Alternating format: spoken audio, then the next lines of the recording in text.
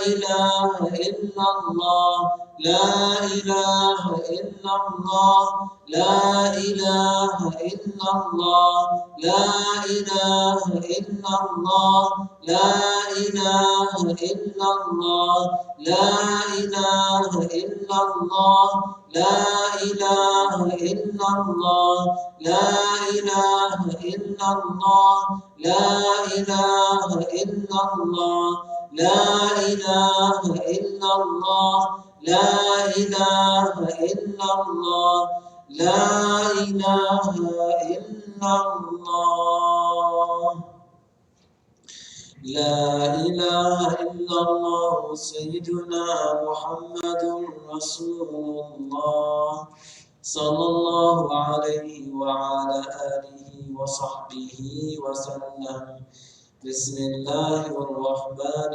الرحيم قل هو الله أحد الله الصمد لم يلد ولم يولد ولم يكن له كفوا أحد بسم الله الرحمن الرحيم قل هو الله أحد الله الصمد لم يلد ولم يولد ولم يكن له كفوا أحد بسم الله الرحمن الرحيم قل هو الله أحد الله الصمد لم يلد ولم يولد ولم يكن له كفوا أحد بسم الله الرحمن الرحيم الحمد لله رب العالمين الرحمن الرحيم مالك يوم الدين إياك نعبد وإياك نستعين اهدنا الصراط المستقيم صراط الذين أنعمت عليهم غير المغضوب عليهم ولا الضالين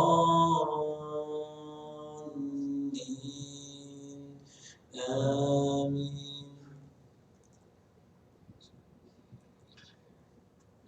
أعوذ بالله السميع العليم من الشيطان الرجيم بسم الله الرحمن الرحيم الحمد لله رب العالمين والصلاة والسلام على سيدنا محمد وعلى آله وأصحابه أجمعين وأشهد أن لا إله إلا الله وحده لا شريك له وأشهد أن سيدنا محمدا عبد الله ورسوله أما بعد.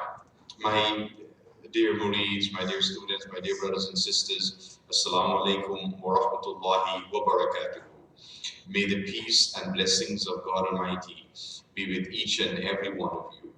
And once again, I want to welcome you to our daily live stream or daily broadcast coming to you from the Islamic Forum of Canada, from our Zawiyah.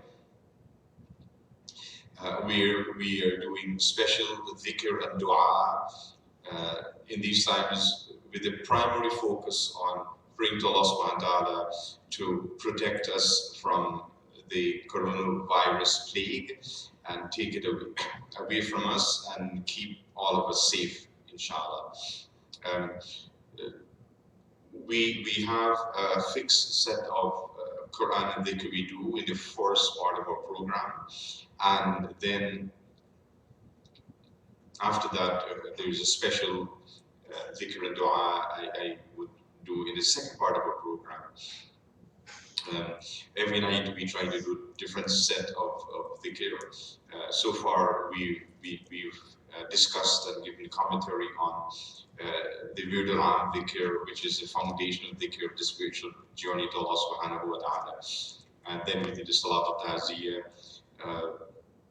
I explained that in previous sessions, and we did the Husun al-Dua, the special compilation from our Grand Shaykh, His Eminence Shaykh Muhammad al-Yaqubi, Hafidahullah, wa Qaddasallahu sirrahu. And we also did the Hasbunallah dhikr as well, and I mentioned the commentary for that. And then last evening, we did the Hizb al-Bahar, and I mentioned some aspects of that great dhikr the Hizbul Bahar compiled by Imam Shadri, and some of its benefits and virtues. And we'll continue with those benefits and virtues, inshallah, the next time we recite it. Tonight we have another dhikr that we'll be doing in the second part of the program, inshallah. So I want to thank all of you for joining us tonight on this daily broadcast that we have every day starting at 7 p.m. Toronto time. So we'd like you to bear that in mind. Now, as we mentioned before, I want each one of you to subscribe to the YouTube channel at youtube.com/Shaykh Faisal. And once you subscribe, then next to the subscribe button, there is a bell. Click on that bell and select all for notifications. So then you'll be notified of whatever live stream broadcast we have on YouTube. And I mentioned 7 p.m. Every day. There are additional ones that we would do from time to time. And then there are other uploads that we're doing on our YouTube channel. We have several television programs which we upload on the channel, or the Jummah Khutbah and so on. So you'll be notified about this, inshallah, once you subscribe and hit on that bell, click, ring the bell, as they would say, and select all to receive those notifications, inshallah. So that's one of the things I'd like you to do. There's several other things that ways in which you can benefit from our teaching sessions or classes or lectures and so on. And we will tell you from time to time. We mentioned before, a reminder once again, please have a notebook ready and a pen so you can write down whatever notes you need to take for the session tonight, inshallah. And then please call now. We will recite a special prophetic dua for this 3-month period of time, Rajab, Sha'ban and Ramadan. Allahumma barik lana fi Rajabin wa Sha'ban wa balighna Ramadan. And then we will do the special dhikr for protection from coronavirus, 2 of the beautiful names of Allah subhanahu wa ta'ala. The first one, Ya Hakim, and then Ya Ghafoor, inshallah. Now, these are things I want you to write down in your notebook so you know what we're doing, and then you can recite along with us. As we do the dhikr, I want you to audibly, aloud, recite the dhikr.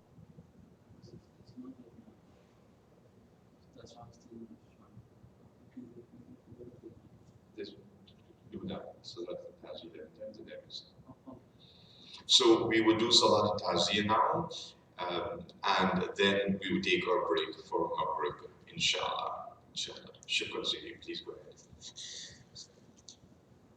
اللهم صل وسلم سلاما تاما على سيدنا محمد الذي تنحل به العقد وتنفرج به الكرب وتقضى به الحوائج وتنال به الرغائب وحسن الخواتيم ويستسقى الغمام بوجهه الكريم وعلى آله وصحبه في كل لمحة ونفس بعدد كل معلوم لك. اللهم صل صلاة كاملة وسلم سلاما تاما على سيدنا محمد الذي تنحل به العقد وتنفرج به الكرب وتقضى به الحوائج وتنال به الرغائب وحسن الخواتيم ويستسقى الغمام بوجهه الكريم وعلى آله وصحبه في كل لمحة ونفس بعدد كل معلوم لك. اللهم صل صلاة كاملة وسلم سلاما تاما على سيدنا محمد الذي تنحل به العقد وتنفرج به الكرب وتقضى به الحوائج وتنال به الرغائب وحسن الخواتيم ويستسقى الغمام بوجهه الكريم وعلى آله وصحبه في كل لمحة ونفس بعدد كل معلوم لك اللهم صل صلاة كاملة وسلم سلاما تاما على سيدنا محمد الذي تنحل به العقد وتنفرج به الكرب وتقضى به الحوائج وتنال به الرغائب وحسن الخواتيم ويستسقى الغمام بوجهه الكريم وعلى آله وصحبه في كل لمحة ونفس بعدد كل معلوم لك اللهم صل صلاة كاملة وسلم سلاما تاما على سيدنا محمد الذي تنحل به العقد وتنفرج به الكرب وتقضى به الحوائج وتنال به الرغائب وحسن الخواتيم ويستسقى الغمام بوجهه الكريم وعلى آله وصحبه في كل لمحة ونفس بعدد كل معلوم لك اللهم صل صلاة كاملة وسلم سلاما تاما على سيدنا محمد الذي تنحل به العقد وتنفرج به الكرب وتقضى به الحوائج وتنال به الرغائب وحسن الخواتيم ويستسقى الغمام بوجهه الكريم وعلى آله وصحبه في كل لمحة ونفس بعدد كل معلوم لك اللهم صل صلاة كاملة وسلم سلاما تاما على سيدنا محمد الذي تنحل به العقد وتنفرج به الكرب وتقضى به الحوائج وتنال به الرغائب وحسن الخواتيم ويستسقى الغمام بوجهه الكريم وعلى آله وصحبه في كل لمحة ونفس بعدد كل معلوم لك اللهم صل صلاة كاملة وسلم سلاما تاما على سيدنا محمد الذي تنحل به العقد وتنفرج به الكرب وتقضى به الحوائج وتنال به الرغائب وحسن الخواتيم ويستسقى الغمام بوجهه الكريم وعلى آله وصحبه في كل لمحة ونفس بعدد كل معلوم لك اللهم صل صلاة كاملة وسلم سلاما تاما على سيدنا محمد الذي تنحل به العقد وتنفرج به الكرب وتقضى به الحوائج وتنال به الرغائب وحسن الخواتيم ويستسقى الغمام بوجهه الكريم وعلى آله وصحبه في كل لمحة ونفس بعدد كل معلوم لك اللهم صل صلاة كاملة وسلم سلاما تاما على سيدنا محمد الذي تنحل به العقد وتنفرج به الكرب وتقضى به الحوائج وتنال به الرغائب وحسن الخواتيم ويستسقى الغمام بوجهه الكريم وعلى آله وصحبه في كل لمحة ونفس بعدد كل معلوم لك اللهم صل صلاة كاملة وسلم سلاما تاما على سيدنا محمد الذي تنحل به العقد وتنفرج به الكرب وتقضى به الحوائج وتنال به الرغائب وحسن الخواتيم ويستسقى الغمام بوجهه الكريم وعلى آله وصحبه في كل لمحة ونفس بعدد كل معلوم لك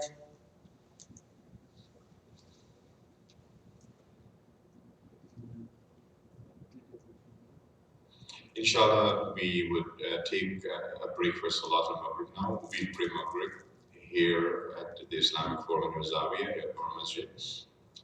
If you need to pray Maghrib, you can do that now, inshallah. Um, and also, um, I would like you to contact your family members, relatives, friends, call them and give them the link for the broadcast. Let them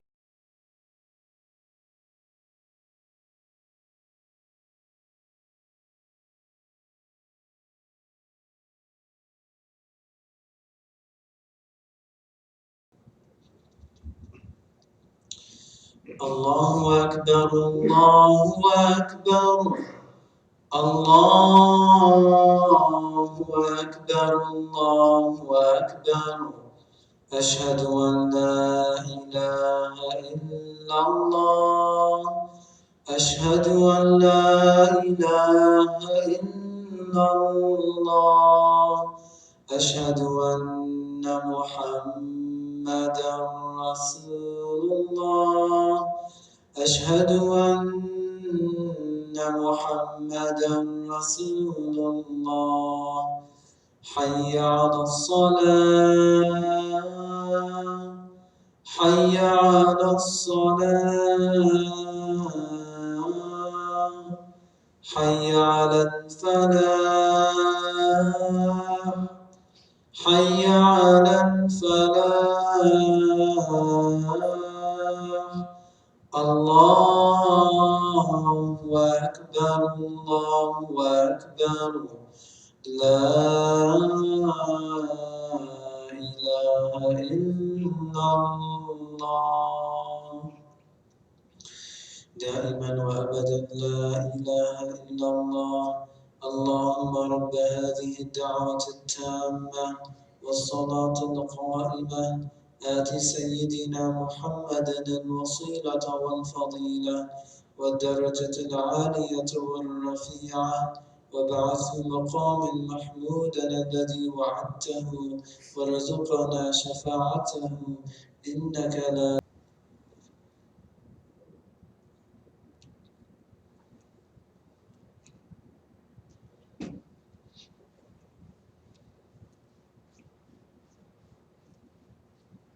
Assalamu alaikum. And once again, welcome. We had a short break for Salat al-Maghrib, and we resume now with our Dhikr, inshallah. I want to recognize some of the brothers and sisters and families that are joining us, inshallah.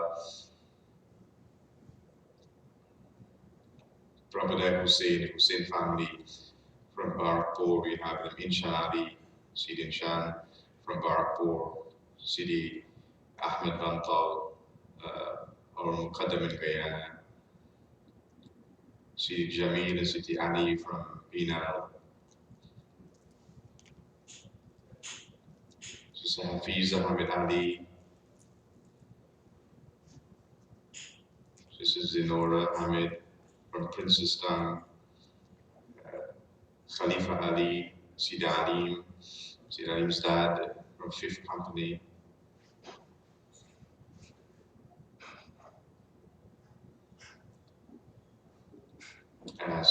Sister Maimuna Khan from Princetown,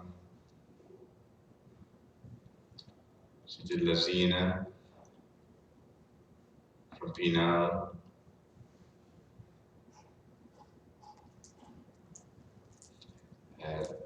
Sidi Anika Tabassum from New York is with us, Sidi Nader Hussein from Penal, Sidi Bibi and Sanali from Pigeon Island in Guyana, South America, Sidi Fajr Hussein and family from Barakpur, Sidi Sharnida or Muqaddam in Guyana, Sidi Amirun from Penal, Sidi Yusuf Khan from Brampton, Ontario, Canada, Sidi Azad from Trinidad, Penal Halaqah, senior Khadim there. Sidi Nafiza Nazir from Barport Halaqah in Trinidad. Sidi Ahmed Muhammad, Sidi Fazlullah and the Saifullah family from Brampton, Ontario, Canada. Sidi Safraz Muhammad from California, Halaqah in the Caribbean, Trinidad. Sidi Rahim, Sidi Rihanna, Sidi Bibi from Prisal, Halaqah, Trinidad. Sidi Amina Muhammad from Penal. Sidi Javid Butt from Brampton, Ontario, Canada. Sidi Shamir from New York.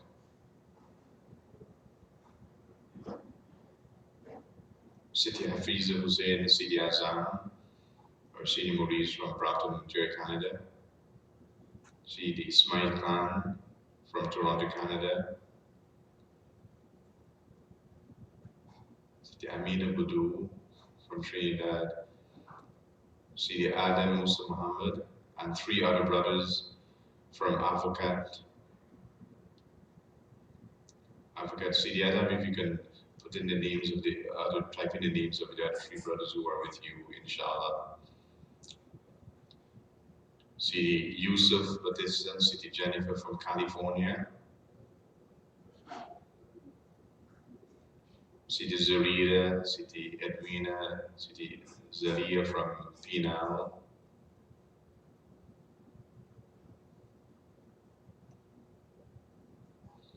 Sidi Shah Muhammad from DB.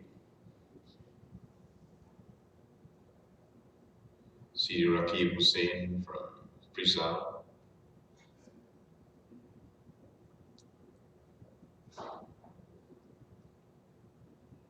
Sidi Naeem Hanif Al Faisal from New York, USA.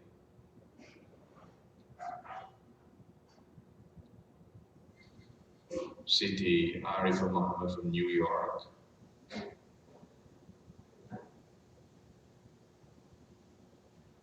Sidi Nisha Muhammad from Better Hope in Guyana, South America. Sidi Salishan family from Penal.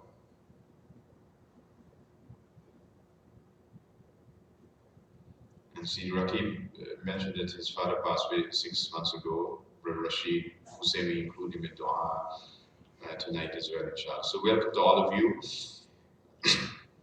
Afwan to our continuing broadcast, inshallah. Once again, please contact your message or call your relatives and friends, inshallah, so that they can join the program tonight. Our admin team here, may Allah bless all of them for the hard work they're doing. They entered in the chat the link for tonight's broadcast. So if you can copy that and paste that, for example, in WhatsApp and forward it to everyone you know so that they can join the broadcast, inshallah. Also joining us is Sidi Maulana Tariq and Sidi Karina from QREP. Welcome to everyone, inshallah. So we'll continue. Sidi Hussein, may Allah bless him for leading us in the Dhikr, and he would continue with a special Dhikr for the month of Sha'ban, is that correct? The prophetic Dhikr, Allahumma barik lana fi Rajabin wa Sha'ban wa ballighna Ramadan. So once again, I want to recite, let's all of us together recite the Dhikr, inshallah, and connect with Allah subhanahu wa ta'ala, that we can receive the special blessings of Allah subhanahu wa ta'ala in this time of Sha'ban and Ramadan. May Allah subhanahu wa ta'ala take this plague away from us before Ramadan, so we can spend Ramadan in the best way possible, inshallah. I also want to welcome Sidi Mikael Beer from Hamilton, Ontario, who's joined us as well, inshallah. So, Sidi, Bismillah.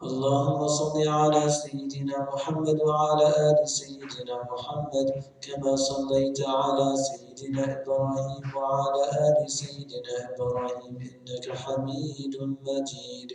اللهم بارك على سيدنا محمد وعلى آل سيدنا محمد كما باركت على سيدنا إبراهيم وعلى آل سيدنا إبراهيم في العالمين إنك حميد مجيد. O Allah subhanahu wa ta'ala, we pray for Shaykh Faisal, our Rashid Master, Sayyidina Shaykh Faisal, Muhammad Abdul Razak. O Allah, may you increase him in knowledge and wisdom. O Allah, may you protect him from evil. We pray that he will lead his murids on the straight path towards you. O Allah, we pray for the Shaykh and his family. We pray that you strengthen them in Iman, keep them in good health, and grant them long life in Islam. O Allah, we pray that you protect them from all evil, ease their trials, and grant them the sweetness of paradise. ربنا آتنا في الدنيا حسنة وفي الآخرة حسنة وقنا عذاب النار. Allah, forgive us our sins and guide us on the straight path leading to paradise. O Allah, you know the needs of all of us present here. O Allah, answer our dua and take care of our needs. O Allah subhanahu wa ta'ala, we pray for our parents that you grant them your grace and mercy as they raised us in childhood. O Allah, grant our parents long life and good health in Islam. O Allah subhanahu wa ta'ala, forgive our parents and grant them paradise. O Allah, for our parents who have passed away and returned to you, O Allah, we beg you to forgive them. O Allah, we pray for all the members of Shaykh Faisal throughout the world. O Allah, we pray that you ease our trials and grant us the strength to face our trials. O Allah, make it easy for us to gain true knowledge and to practice it, to be good words and to get ever closer to you. O Allah, you know the needs of all of the murids. O Allah, we beg you to answer our dua and take care of our needs. O Allah subhanahu wa ta'ala, we pray for all the Muslims around the world. O Allah, we pray that you strengthen us in Iman. O Allah, we pray for unity to make us stronger as a nation. O Allah subhanahu wa ta'ala, please comfort and relieve all Muslims who are suffering and have suffered losses. O Allah, you are the all-powerful and the almighty. O Allah, we beg you to give us victory against the unbelievers. O Allah subhanahu wa ta'ala, we pray for the International Islamic Forum and Al-Fasl Dhikr Halaqah. May you make it easy for us to establish many nations for your sake. May you bless the Islamic Forum and Al-Fasl Dhikr Halaqah to be a beacon of light for Islam throughout the world. May help us to finish building the new mission soon and make it easy for us to do so.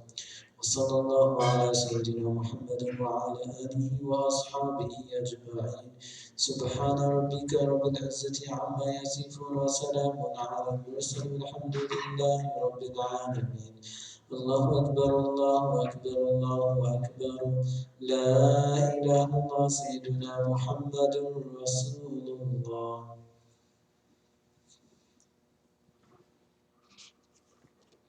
Ameen.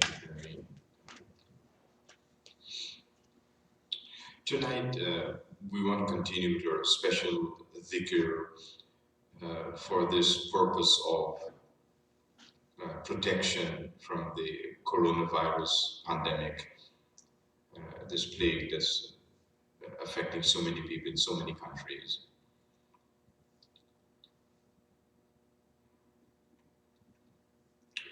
So far, we did several dhikr. 2 nights ago, we did Hizb al-Bahar. Last night, last evening, we did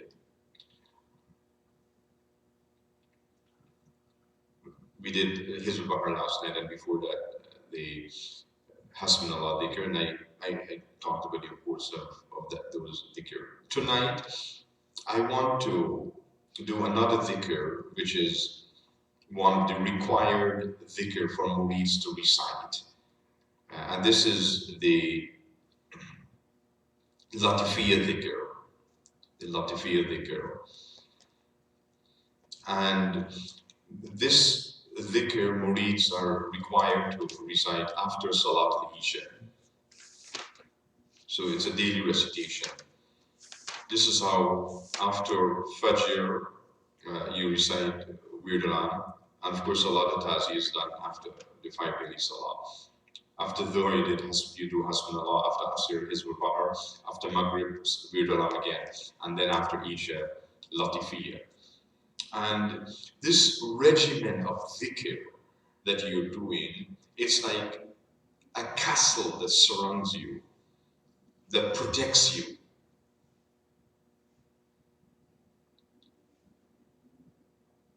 a castle that surrounds you and protects you. So this is a regimen of dhikr. You're doing only one of them a day. For example, Wirdalan. It's like just having one wall of the castle. Then you start doing Salat al-Taziyah, it's strengthening that wall. Then you do Hasbunallah, another wall is there built for you. Then you do Hizbul Bahar, another wall. You do Latifi, another wall. So it's surrounding you and protecting you. This is the effect of the daily dhikr. And the most important one is the foundation. It's like you're building a house or any structure. You start with the foundation. And if the foundation is strong, then that building becomes strong, it can last a long time. If the foundation is weak, the building becomes weak. So be mindful about your attachment, your connection to the daily dhikr. And then the other dhikr that we do that's built, rest on that foundation, in addition to the daily dhikr that we do. For example, in the month of Rajab and Sha'ban, we have the special dhikr that we do, and we send those instructions out on the Facebook page. And then tonight we did the special prophetic dua. Allahumma barik lana fi Rajabin wa Sha'ban wa ballighna Ramadan. That we keep reciting. I remind you to do this all the time, because this is the words of the Prophet ﷺ. So it connects you to him, and his dua is accepted by Allah subhanahu wa ta'ala. And so by connecting to the Prophet ﷺ, we get to Allah subhanahu wa ta'ala. So I want you to be mindful about that. The Latifiyya Dhikr is based on the special name of Allah subhanahu wa ta'ala. Ya Latif.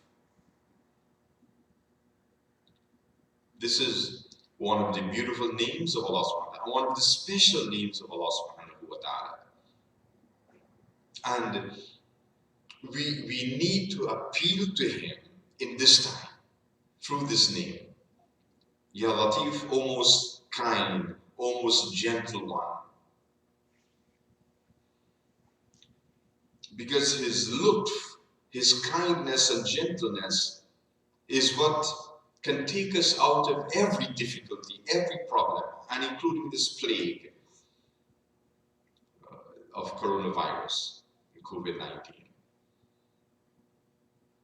So I want each one of you to recite this dhikr henceforth after Isha, before going to bed in the night. You do this inshallah. If that time is not good for you, let's say you're working night shift. Some brothers have to work at nights. You can't do that. At a time that's convenient for you. But you fix that time and you do it at that time every day. The preferred time is after Isha. All these different things we tell you, there's a preferred time for doing it. When the blessings are maximized, optimized. So that's why you try to do it at that time. But if for whatever reason you're not able to do it, then you do it as soon as possible thereafter. But try to get in the habit of reciting these dhikr. So Latifiyya, after Isha, based on the name of Allah subhanahu wa ta'ala, Al-Latif, and we appeal to him by saying, Ya Latif, almost kind one, almost gentle one. That we want Allah subhanahu wa ta'ala to treat us with this softness, with this kindness, with this gentleness. Ya Latif.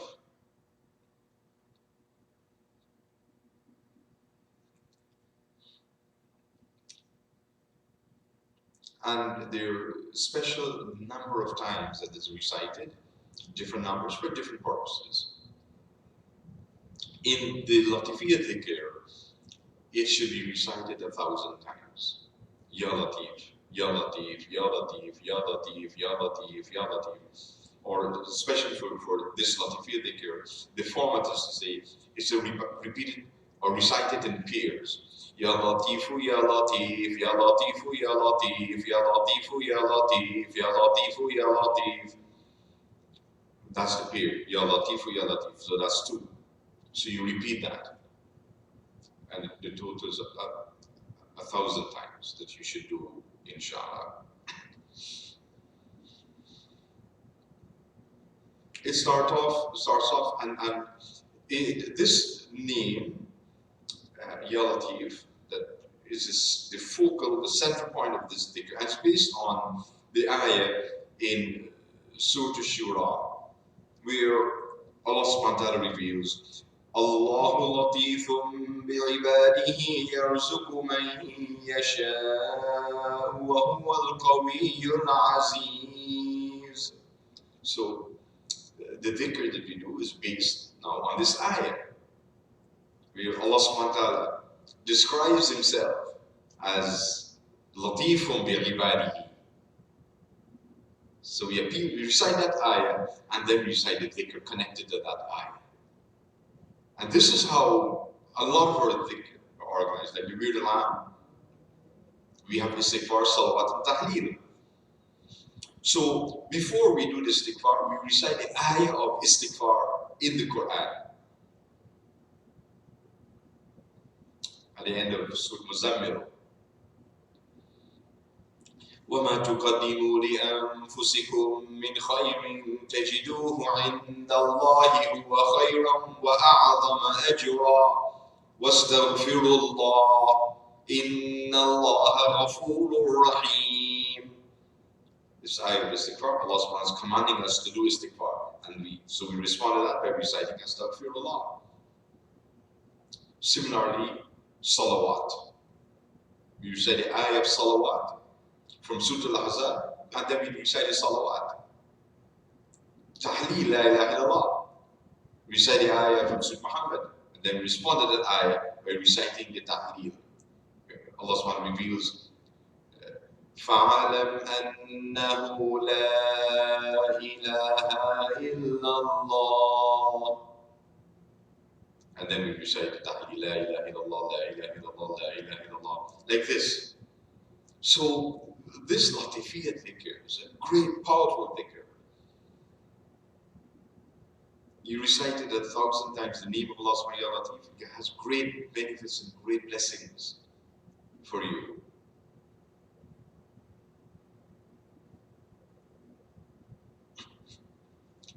So once again, I want you to recite the dhikr now, inshallah. You can include it in your daily regimen of dhikr. The dhikr is on our website. This Latifiyya Dhikr on the shaykhfaisal.com website. That you can listen to it there. And there's also a PDF file. You can print that out. Or you can recite it, look at it on your computer, download it. And so you look at the copy of the dhikr and recite the dhikr, play the audio file. So, and after a while you learn it, you memorize it, and you can do it wherever you are, like this. It's beautiful. So I want to encourage you to do this dhikr. The first item of the dhikr is the ta'awudh. And here now we have a different format of ta'awudh. The one I mentioned before in our previous sessions, the ta'awudh is the format that you all know, A'udhu billahi minash shaitanir rajim. Here it's different. And this is based on an ayah in the Quran, where Allah subhanahu wa ta'ala mentioned this format of ta'awudh. فَاسْتَعِذْ بِاللَّهِ السَّمِيعِ الْعَلِيمِ مِنَ الشَّيْطَانِ الرَّجِيمِ. So now we have this different format of ta'awudh that I want you to learn and memorize. أعوذ بالله السميع العليم من الشيطان الرجيم. See, that's the difference. We're adding two of the beautiful names of Allah subhanahu wa ta'ala to the ta'awud, as-sami al-alim, that has great benefits for you as well. More powerful is this formula of ta'awud. You recite it once. Then secondly, the basmala. You recite it once. Bismillahir Rahmanir Rahim. Then you recite once, item number 3, the ayah of this beautiful name of Allah subhanahu wa ta'ala, Al-Latif. Where Allah subhanahu wa ta'ala reveals in Surah Shura, chapter 42, verse 19, Allahu latifun bi'ibadihi yarzuqu man yasha'u wa huwa al-qawiyyul aziz.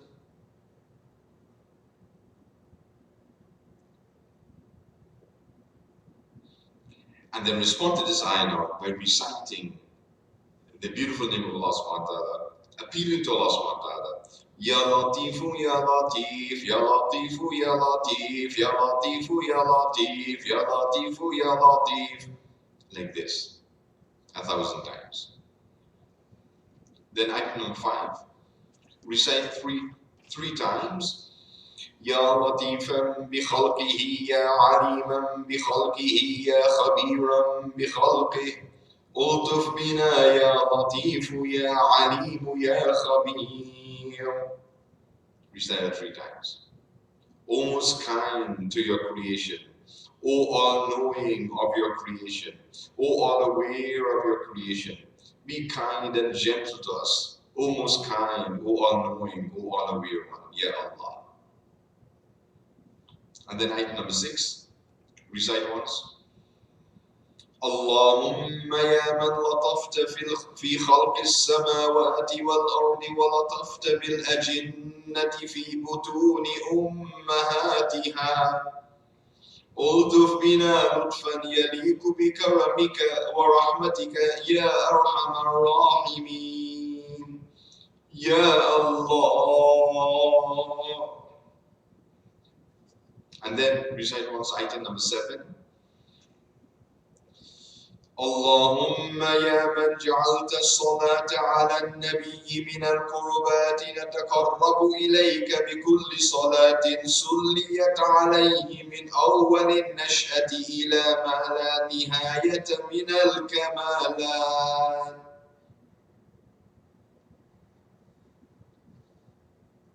And then item number 8, which you have to recite 3 times. بسم الله ما شاء الله لا يسوق الخير إلا الله. بسم الله ما شاء الله لا يصرف السوء إلا الله. بسم الله ما شاء الله وما بكم من نعمة فمن الله. بسم الله ما شاء الله لا حول ولا قوة إلا بالله. And you recite that 3 times. These are powerful words, subhanallah. That you sometimes you don't realize the power of these words. But these words resonate at the throne, the throne, the arsh of Allah subhanahu wa ta'ala. Allah subhanahu wa ta'ala tells the angels who are with him what you are doing. These words ascend up into the heavens. So powerful are these words. And then item number 9. وصلى الله على سيدنا محمد وعلى آله وصحبه وسلم. And then the final point, item number 10, you make dua. The same format of dua that we follow. There's a special format of dua, how you make your dua after you conclude your dhikr, inshallah. So that's the Latifiyya dhikr that we will do, inshallah, tonight.